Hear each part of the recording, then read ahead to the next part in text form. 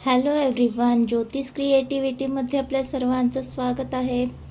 आज मी मस्त चटपटीत असा टेस्टी झटपट होणारा आणि कमी साहित्यामध्ये होणारा असा फ्राईड राईस बनवलेला आहे। हा मी उरलेल्या भातापासून बनवलेला आहे। तर वेळ न घालवता चला तर मग रेसिपीला सुरुवात करूया। तर त्यासाठी कढईमध्ये तेल गरम करून घ्यायचे, यामध्ये मोहरी घालून घ्यायची आहे, कांदा घालून घ्यायचा आहे। इथे मी एक कांदा घालून घेतलेला आहे उभा चिरून। तर इथे एका व्यक्तीसाठी मी हा भात बनवत आहे, तर तुम्ही तुमच्या भाताच्या अंदाजानुसार कांदा घालून घेऊ शकता। तर छान गोल्डन कलर येईपर्यंत आपल्याला कांदा परतून घ्यायचा आहे। इथे मी राहिलेल्या भाताचा उपयोग करत आहे। तुम्ही जर ताजा भात यामध्ये वापरत असाल तर तो देखील टेस्टी लागतो, तर तशा पद्धतीने केला तरी देखील तो टेस्टी लागणार आहे। तर मस्त इथे कांदा आपला गोल्डन झालेला आहे। यामध्ये एक टोमॅटो घालून घ्यायचा आहे। एका व्यक्तीसाठी एक कांदा आणि एक टोमॅटो हे प्रमाण बरोबर आहे।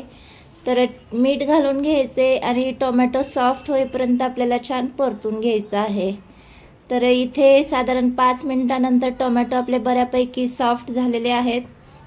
म्हणजे साधारण ही आपली साधी टोमॅटो चटणी करून घेतलेली आहे आपण। यामध्ये हळद घालून घ्यायची, तिखट घालून घ्यायचं आहे।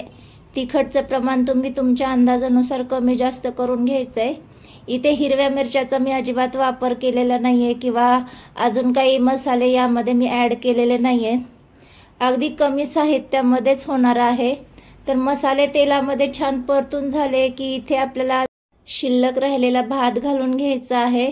तर मी मगाशी सांगितल्याप्रमाणे इथे मी शिल्लक राहिलेल्या भातापासून करत आहे। तुम्ही इथे ताजा भात देखील वापरून घेऊ शकता। खूपच मस्त लागतो हा भात। तर छान आपल्याला हा परतून घ्यायचा आहे मसाल्यामध्ये। 1-2 मिनिटं छान परतून आपल्याला वाफ काढून घ्यायची आहे। तर तुम्ही पाहू शकता मस्त इथे आपला भात परतून झालेला आहे। जेव्हा कधी तोंडाला चव नाही असं वाटत असेल तेव्हा अशा पद्धतीने भात नक्की ट्राय करा। खूपच छान टेस्टी लागतो, अगदी तोंडाला चव येते। तर मस्त आपला भात इथे परतून झालेला आहे आणि आता आपण गरमागरम हा भात सर्व करून घेऊया। झटपट होणारा असा टोमॅटो फ्राईड राईस इथे मी टोमॅटो सोबत सर्व केलेला आहे। तर आजचा व्हिडिओ कसा वाटला? व्हिडिओ आवडला असल्यास व्हिडिओला लाईक, चॅनलला सबस्क्राईब करायला विसरू नका।